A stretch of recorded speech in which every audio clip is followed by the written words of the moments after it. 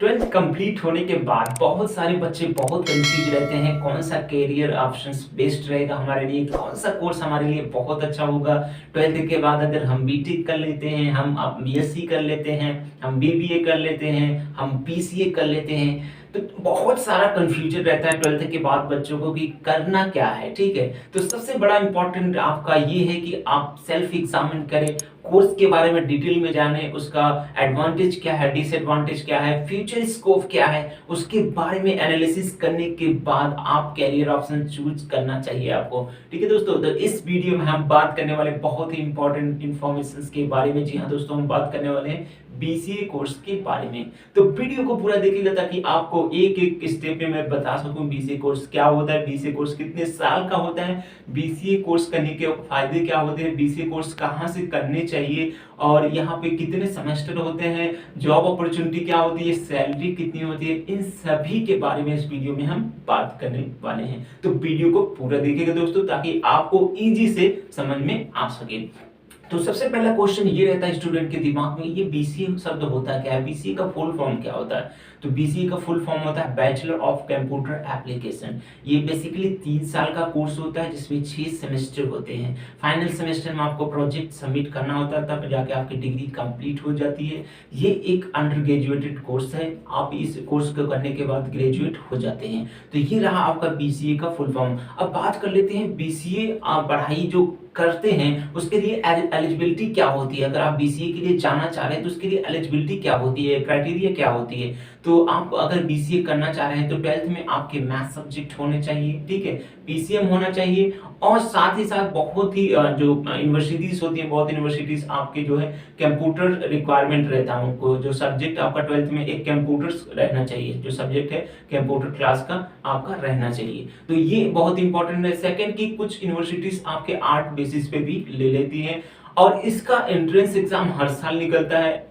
अगर आप reputed college से अपना बीसीए कंप्लीट करना चाह रहे हैं तो आपका एंट्रेंस एग्जाम होता है। आप एंट्रेंस एग्जाम दे के कम फीस में अपना बीसीए कोर्स एक अच्छे यूनिवर्सिटी से, एक अच्छे गवर्नमेंट कॉलेज से भी कर सकते हैं। तो ये रहा आपका प्रोसेस। हाँ, यहाँ पे कुछ क्लियर नहीं है, किसी में मैथ्स मांगता है, किसी में आपका जो है साइंस मांगता है, और किसी में आपका जो आर्ट मांगता है। तो यहाँ पे कुछ नहीं क्लियर है कि आप किस सब्जेक्ट से कर सकते हैं। अगर आप मैथ्स से हैं तो तब भी कर सकते हैं। बस ये है क्राइटेरिया कि 45% 12th के आपके होने चाहिए, जो रिजल्ट आया उसमें 45% होना चाहिए, तो आप बीसीए के लिए जा सकते हैं।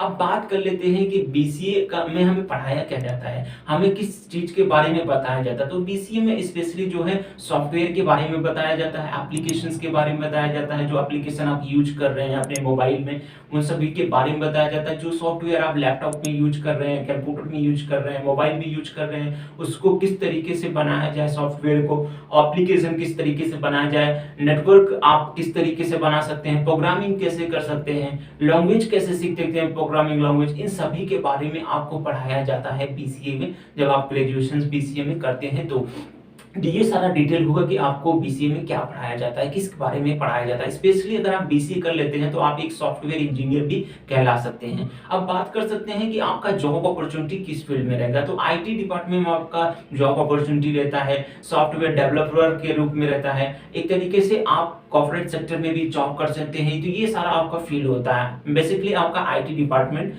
जो है बहुत ही ग्लोबली आपका जो होता है ज्यादा होता है। तो ये सारा चीज आपका हुआ फील्ड के बारे में। अब बात कर लेते हैं सैलरी के बारे में। अगर आप बीसीए कर लेते हैं तो इनिशियली सैलरी कितनी रहती है एक स्टूडेंट की। तो सबसे पहले अगर आप बीसीए कोर्स कंप्लीट कर लेते हैं तो आपको इंटर्नशिप के लिए अप्लाई कर देना चाहिए।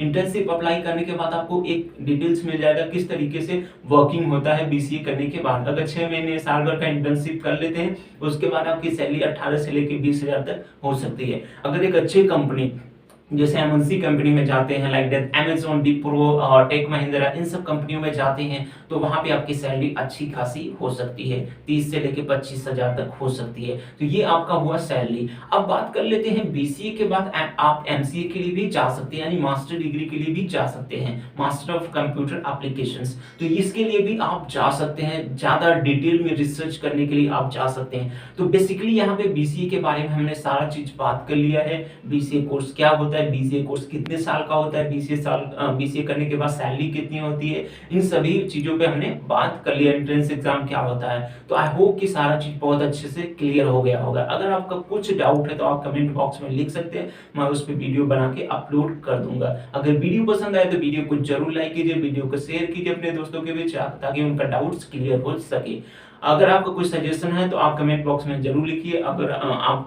पर्सनल काउंसलिंग चाह रहे हैं तो हमारा नंबर आपके स्क्रीन पे दिख रहा होगा, तो आप कॉल करके हमें पूछ सकते हैं जो भी आपके डाउट रहेंगे। तो चलिए दोस्तों, मिलते हैं आप नेक्स्ट वीडियो में, तब तक रखिए अपना ख्याल। जय हिंद।